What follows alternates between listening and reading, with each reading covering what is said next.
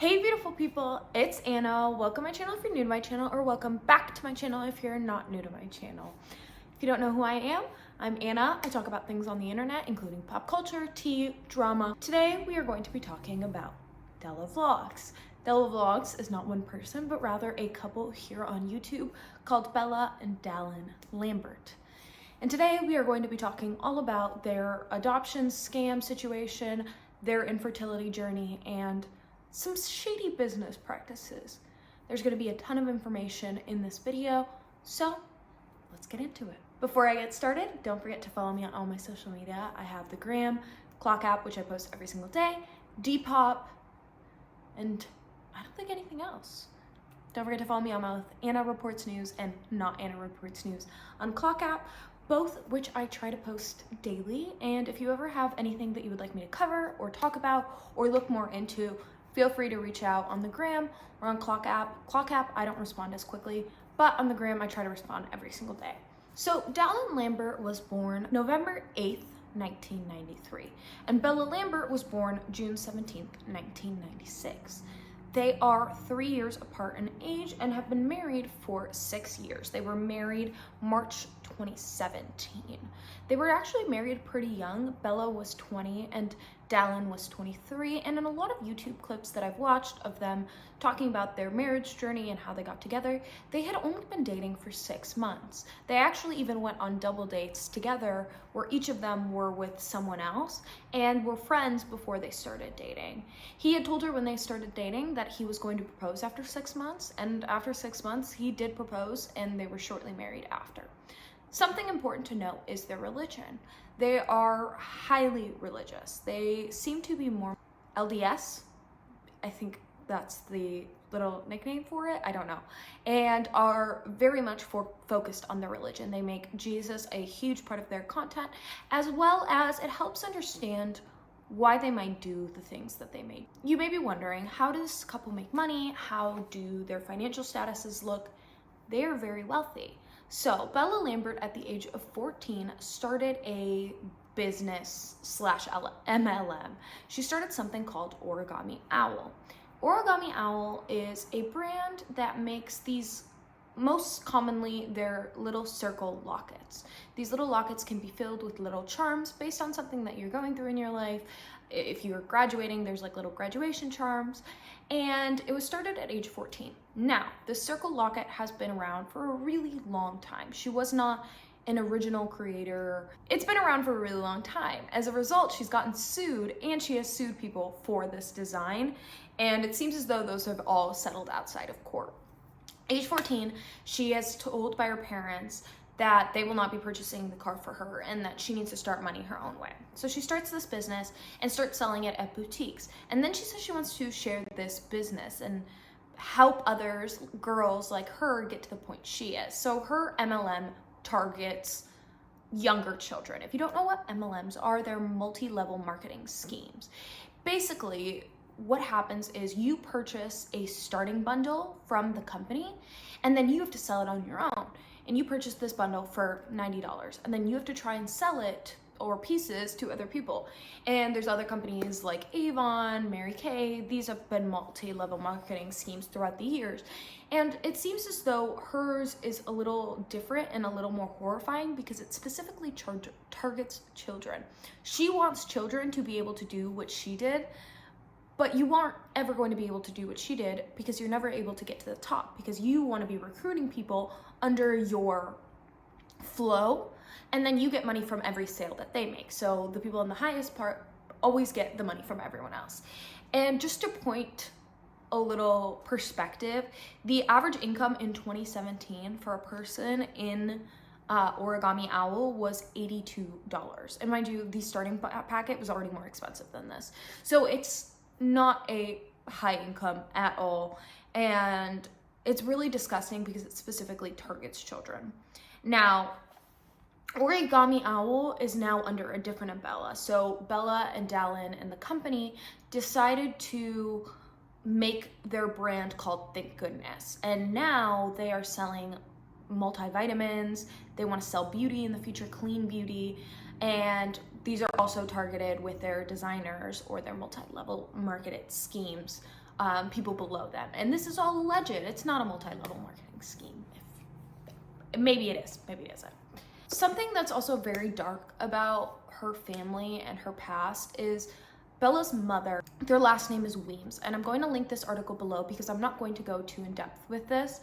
However, something really concerning about her family is her mother had a friend who was in jail, and when she went to go see him in prison, he kind of sent her a message to help him cover something up. He was talking to her and he had crimes against children, and he told her about this password to this key lock in his house. Turns out this was a password to an email account where he was messaging one of these children, and he wanted her to delete specific emails to delete incriminating evidence. And she was charged, and she actually had to accept a plea deal.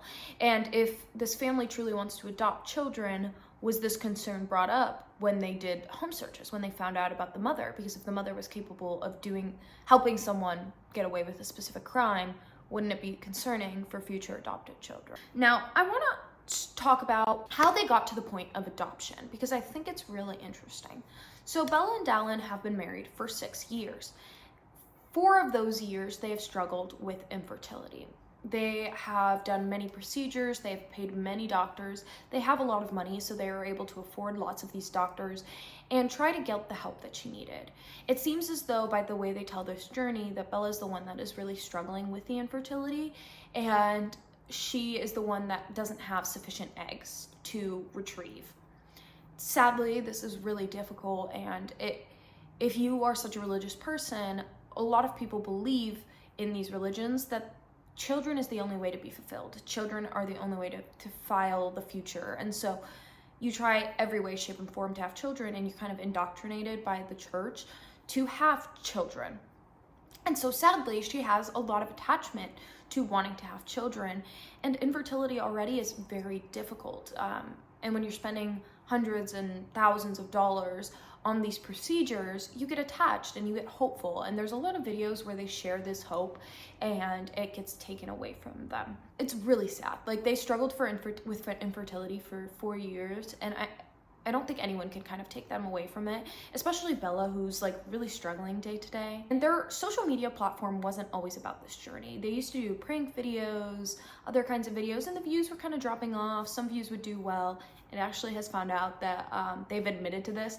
They faked a ton of those pranks, which a ton of those YouTubers do it, but it's interesting because it gets brought up later on. And they decided to share their infertility journey. They wanted to be a little closer with their following and share what they were going through and kind of transition into that. And they started getting a ton of views on this content. And it was all about wanting to have a baby, wanting to be a mother. And a lot of these videos in which they talk about their infertility, they do Q&As, they're asked about adoption, if they would be willing to adopt children. And we're going to address this later on, but adoption isn't a cure for infertility. It is a whole different journey. But they would always say, no, that's not in the cards for us. I want to be pregnant. I want to carry my own child. Like, I want that biological bond.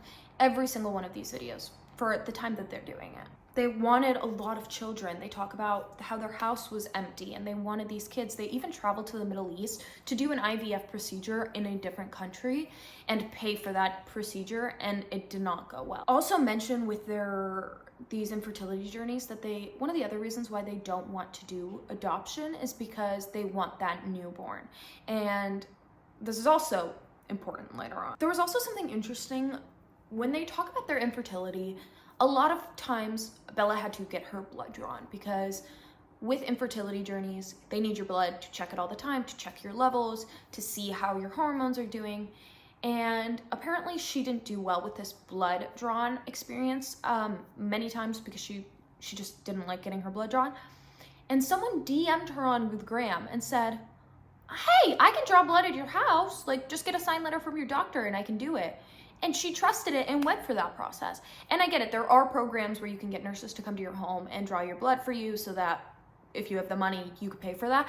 But the fact that someone DM'd her and she was so willing and open and so desperate for this situation brings up a lot of red flags. So not only were they very trusting of their following, they are posting all of this on the internet.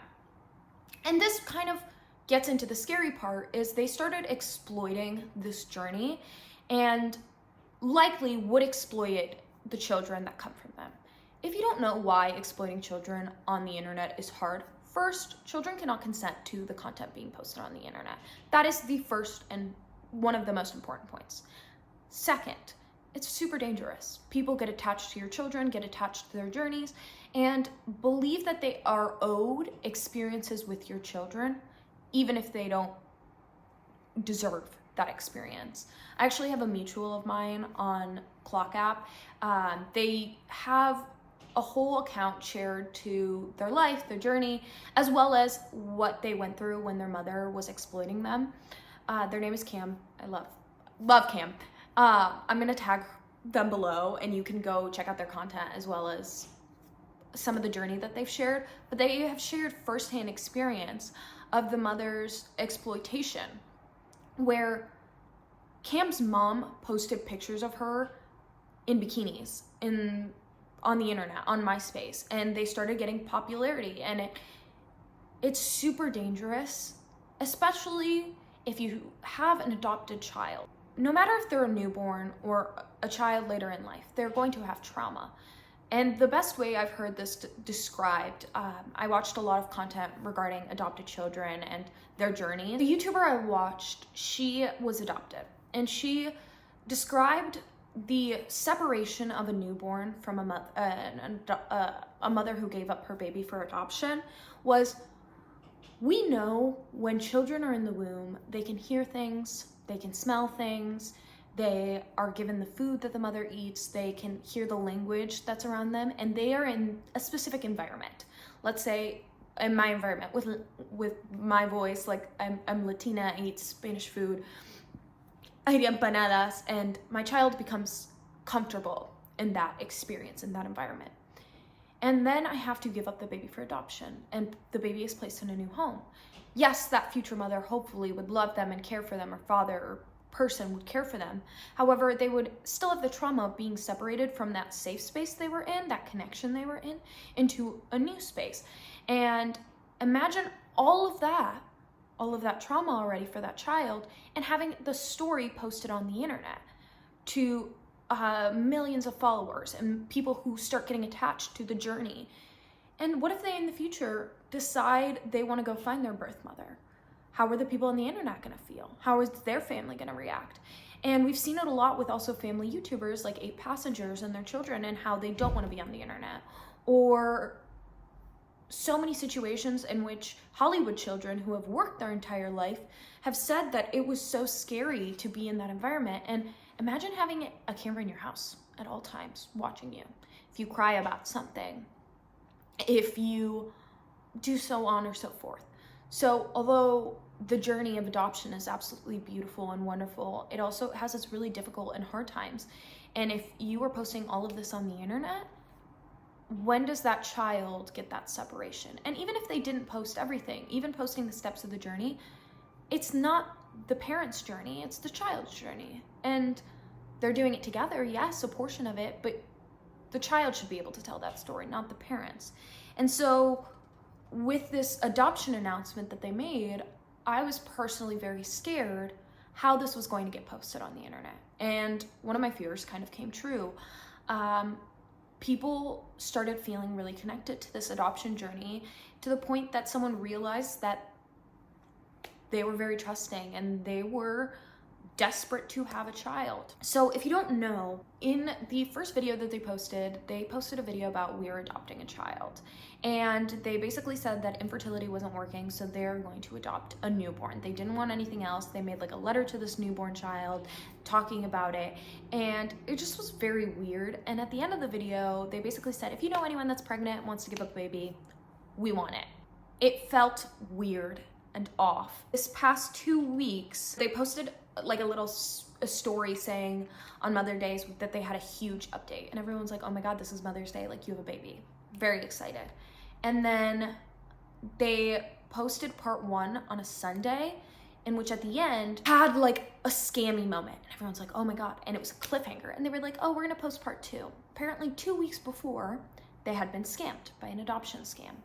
What had happened? On March 27th, a mother had reached out to them saying that she was 24 to 26 weeks pregnant, that she had 2 twin baby girls, and it was an R-word case. So she was very sensitive, needed a lot of care, and that she wanted to give them to them. No lawyers were immediately involved. They tried to get their agency involved, but the mother refused to meet with the agency, but they decided to fly out and meet with this girl. They met with this girl. This girl wasn't showing. I think she was wearing a fake tummy too. And the parents of, I think Bella's moms and dad went out and met this mother as well, and she wore a fake belly the entire time. Now, the agency wanted to meet with her in person. However, she refused because it was an R-word case. She was really sensitive. And second, it was because she wasn't pregnant, but they met with her over Zoom and they didn't see any red flag. A couple weeks later, she tells Della to do a gender reveal party, which, by the way, people have found now clips of a Q&A where she is talking about adopting, and she was like, well, I was always going to do a gender reveal party. Like, I still want to do the steps along with the mother. And so they did a gender reveal party, huge. They tell their family that they're getting this child. Mind you, at this point, no lawyers, no agency has been involved. It's just word of mouth, which any adoption agency will tell you, like, don't get your hopes that high. Also, like, it's not that easy. And then they set up the nursery. Mind you, they're filming all of this. She's like, oh my God, I'm getting a baby. Like, this is our baby. And they're acting like these 2 twin girls are theirs. They find out a couple weeks later, someone reaches out to them and says, she's lying to you. She's a scammer. She's scamming other people. And it turns out that the person, the fake mother, had not actually been pregnant. She was scamming multiple families. She hadn't been getting any money out of it. However, the text messages that she faked send to Della's, she faked herself as her mom, and it just sounded like she was asking for things. Turns out she was scamming a ton of people, more than 10 agencies, and Della's vlogs was not getting a baby. She was not pregnant. When they found this out, they confronted her. She admitted to it, and everything went down the hole. They filmed all of this. Their videos were trending, millions of views. They got a ton of money from those videos. And in the end, they were just like, well, we just want to do this to share awareness. And I think the interesting part for me was they weren't really sharing awareness. They were just telling what they went through, their story. It seemed like they're going to be pressing legal charges because they are sharing too much information. Plus, with that video, people were able to identify her. She apparently has been expelled from the school that she was, and she seems as though she's going through something herself to scam so many people of fake pregnancies and be a scammer overall. There's something going on with her. Please don't try to find her name. That girl obviously needs some sort of. And overall, this whole situation was off. As a result, a lot of people are having a lot of conversations. The first conversation. Adoption is not a cure for infertility. As many people who have been adopted have stated, or people in the adoptee community have stated, this mindset is not the way you care for a child. This child has gone through their own trauma, whether a newborn or a child later in life, and doesn't need to be the solution to a parent's problem to not be able to have their own children. And if they were truly doing their research on the adoption community, they would know that. But it doesn't seem like they have been at all, especially since they tried to get a baby from the internet. Mind you, they started their videos by saying, if you have a baby, and they went on a podcast, if you have a baby, we will adopt that baby. That's not the right way to do it. That's not the right way to set it up. Go through the agencies, go through the legal procedures to adopt a baby the correct way. And it felt, like many people are saying, like human trafficking. I don't know if I would put it to that extent, but it felt off. And the fact that they were not willing to consider international adoption because they wouldn't get a newborn felt weird. It felt as though they had not done their research and they wanted to do a semi-open adoption or do anything the mother would want to do, but Dallin felt very against that. And it's just very dark. It does not seem as though they have the correct criteria to be in this adoption journey at all. It very much felt like Brittany Dawn with the fostering baby. The second point that was brought with all of this was, how are they exploiting this sadness for views?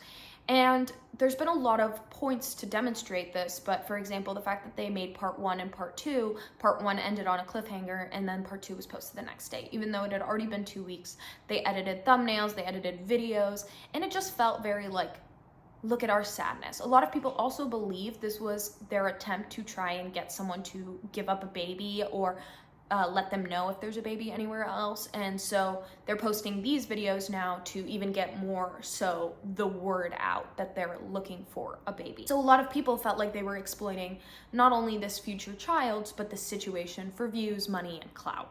That's what a lot of people feel. I don't know how I feel about that. I think that they're just super desperate, that they're not thinking logically and they're not doing their research on their situation, in my opinion. I think that's where I feel a little off with this, is I don't know if they want to be adoptive parents, but I think they just want a baby so bad that they're willing to do anything, in my opinion. And that could be totally wrong. A lot of also people pointed out that she wasn't really crying in the second video when they were talking about it, but that could mean that like she cried out all her tears. Like, being scammed and being taken advantage of is definitely very difficult, especially if you believe that you are going to get 2 babies, which you've been wanting for 4 years, and then you don't get them.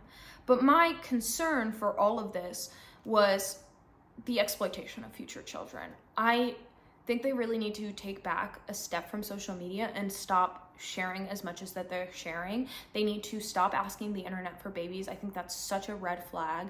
I think they really need to really analyze and see what the adoption community says about adoption and really learn a little bit more about it before desperately asking for children, before blindly going into adoption after infertility for so many years. And a lot of people think that they need like some sort of therapy or some sort of way of processing all of this.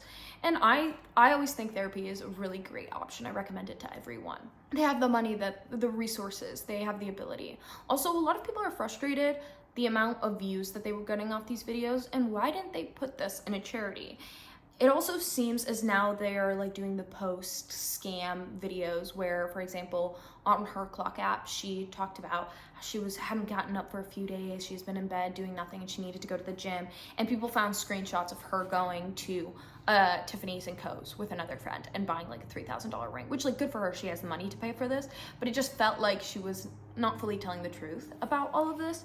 And I don't know if it's because if that video was filmed way later. I just think that they need to stop filming everything in their life. They film every single moment. Like, she's just reading comments and he films her.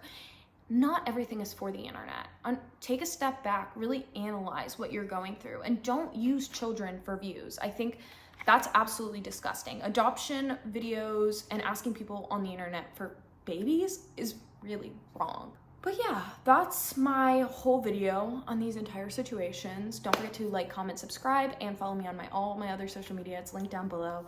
I really appreciate you guys for watching. Thank you so much. I love you guys so much.